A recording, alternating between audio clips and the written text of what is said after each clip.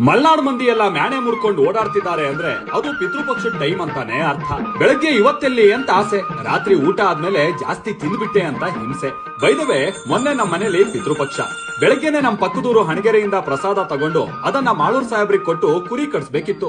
ಹಣಗೆರೆಲಿ ಭೂತ್ರಾಯನೂ ಅವ್ರೆ, ಹಜರತ್ ಅಲಿ ದರ್ಗಾನೂ ಐತೆ. ಒಂಥರ ಭಾವೈಕ್ಯತೆ ಕೇಂದ್ರ. ಪ್ರಸಾದ ಮಾಡಿಸಿ ಮಾಳೂರ್ ಸಾಹೇಬ್ರಿಗೆ ಕೊಟ್ಟು ಕುರಿ ಹೊಡ್ಸೋಣ ಅಂದ್ರೆ ಆಗ್ಲೇ ಕ್ಯೂ ನಿಂತಿತ್ತು.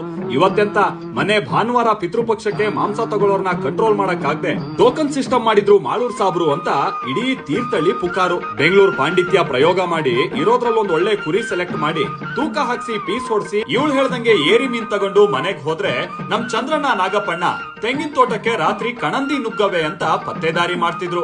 ಆಮೇಲೆ ನೋಡೋಣ ಬಿಡು ಅಂತ ಮನೆಗ್ ಬಂದು ಅಡ್ಗೆ ಚಂದ್ರಣ್ಣಂಗೆ ಮಾಂಸ ಕೊಟ್ಟು ಒಲೆ ಮೇಲೆ ಪಾತ್ರೆ ಇಡ್ತಿದ್ದಂಗೆ ಊರ್ ನಾಯಿ ಎಲ್ಲ ನಮ್ಮನೆ ಅಡ್ರೆಸ್ ಹುಡುಕ್ತಾ ಇದ್ವು. ಅಡ್ಗೆ ಎಲ್ಲ ಮುಗ್ದು ಎಡೆ ಇಡ್ತಿದ್ದಂಗೆ ಫೋಟೋದಲ್ಲಿದ್ದ ನಮ್ ಪಿತೃಗಳ ಮುಖದಲ್ಲೂ ಕಳೆ